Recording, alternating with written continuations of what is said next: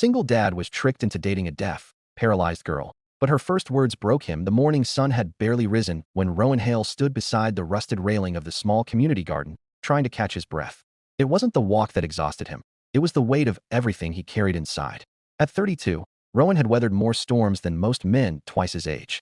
His wife had passed 3 years ago after a sudden illness, leaving him alone to raise their bright, curious 8-year-old son, Orion. Between working double shifts as a mechanic and doing his best to keep smiles alive inside their small apartment, Rowan often found himself fighting a quiet war no one else could see. But this morning felt different, and he didn't yet know why. He only knew that something, or someone, was about to change his path in a way he never imagined. Before the story unfolds further, if you believe in kindness, second chances, and life-changing real stories, please like, comment, share, and subscribe to Touch of Kindness Stories. It helps the channel grow and keeps these emotional stories reaching more hearts. The day Rowan met Celise Arden felt almost accidental, yet fated. His sister's friend had insisted that Rowan attend a community gathering for single parents, promising fresh air, free coffee, and people who understand your struggles. Rowan resisted at first. He wasn't ready to date, wasn't ready to open wounds he had spent years trying to seal. But Orion begged him to go, hoping to see other kids and have a day outside their routine. So Rowan reluctantly agreed. He had no expectation of finding anything more than awkward conversations and store-bought muffins. Yet when he arrived, he noticed a young woman sitting alone near the fountain. Her wheelchair was parked slightly turned away from the crowd, as if she preferred watching life from a distance. She had delicate, almost fragile features, a soft scarf wrapped around her neck, and her eyes, pale green, hauntingly aware, followed everything with quiet intensity. Someone whispered that her name was Celise, that she was deaf, paralyzed from the waist down, and unable to speak.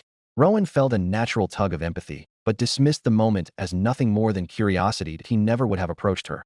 But that was precisely where the trick began. Rowan's sister's friend, who was far too invested in his love life, told him that Celise had expressed interest in meeting him. She painted the picture of a kind, artistic woman who simply needed someone patient enough to understand her. Rowan didn't think anyone could be genuinely interested in a man held together with exhaustion and coffee, but the guilt of refusing someone with disabilities weighed heavily on him. So he agreed to meet Celise for a short walk around the park, with her caregiver nearby. At first, embarrassment pricked Rowan's conscience. He felt like he was performing charity rather than forming a connection, and it made him uncomfortable. But as he spent more time with Celise, he realized how wrong his assumptions were. She was far from the helpless creature he had imagined. She communicated with expressive hand motions, using a small tablet when needed. She liked poetry, especially topics about rebirth and storms. She enjoyed the quiet parts of nature, the moments when sunlight passed through trees and created golden halos on the ground. Most of all, she had a humor that lived in her eyes, as if she had learned to laugh silently through life's harshest lessons. Rowan found himself drawn to her gentleness in ways he didn't expect. Being with her felt peaceful. He had lived years where every sound was a demand: machines, customers, the clatter of responsibility. But with Celise, silence wasn't emptiness. It was a warm blanket he didn't know he needed.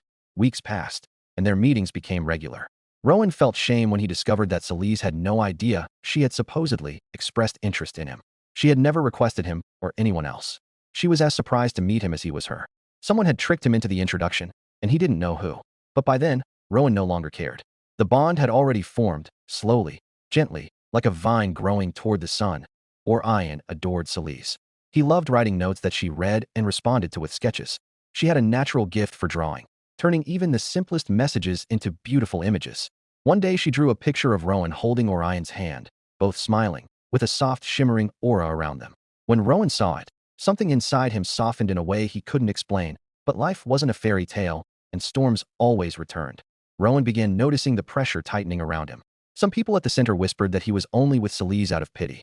Others implied he was using her disability to make himself look good as a single father.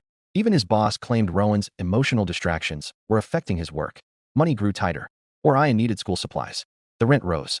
It seemed every week brought a new problem. Yet through everything, Celise remained a steady presence. She couldn't speak to reassure him, but her eyes became an entire language of comfort. Her hands expressed gratitude for his time. Her stillness conveyed understanding. She didn't judge him, didn't push him, didn't expect him to heal quickly. She simply existed beside him in the quietest, strongest form of companionship he had ever known. Then one afternoon changed everything. It was a warm, bright day, the kind of soft sunlight where dust looks like glitter floating in the air. Rowan had taken Celise and Orion to the botanical gardens.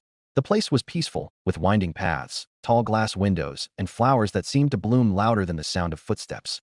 Rowan stepped away for a moment to buy water, trusting Orion to stay close.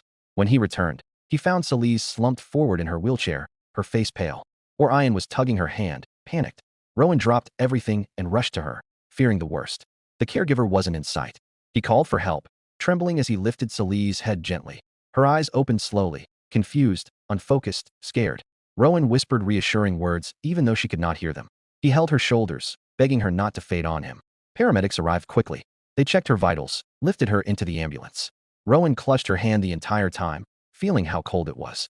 She seemed to be drifting in and out of consciousness, but her fingers tightened once around his, as if she were holding on to him instead of life. At the hospital, doctors worked fast. They discovered that Celise had been weaning off a medication meant to ease nerve pain.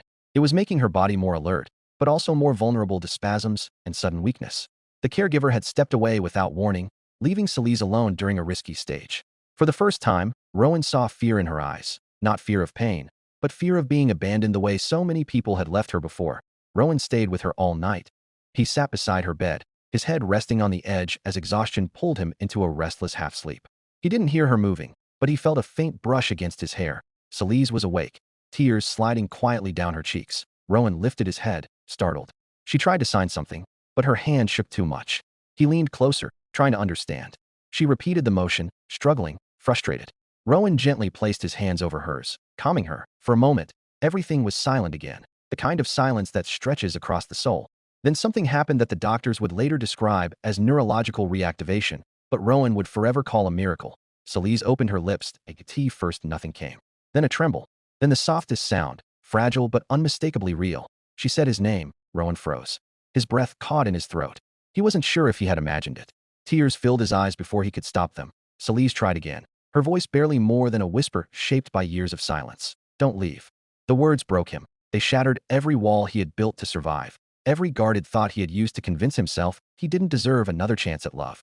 He buried his face in her blanket, letting the sobs come freely. He held her hand against his cheek, feeling the warmth return to her skin that he promised her then, not with words, but with his entire trembling being, that he wasn't going anywhere. In the weeks that followed, Celise slowly regained small abilities doctors never expected to return. She still used the wheelchair, still couldn't hear, but she had regained partial sensation and limited vocal strength. Rowan attended every therapy session. Orion cheered her with drawings and signs he learned on his own. The three of them became something no one could quite label. Family shaped not by perfection, but by resilience. And Rowan discovered who had tricked him into meeting her. Celise's own aunt, who believed Rowan needed someone gentle, and Celise needed someone who would see her as more than her limitations. At first Rowan felt manipulated, but the resentment faded when he realized something true. Sometimes fate needs a little push. Months later, on a warm afternoon, Rowan pushed Celise's wheelchair up a hill overlooking the city skyline. Orion ran ahead, chasing butterflies. Rowan reached the top and rested behind Celise, his hands on her shoulders. She leaned her head against him, her eyes closed, peaceful. In that golden silence, the kind that feels like a blessing, Rowan understood so.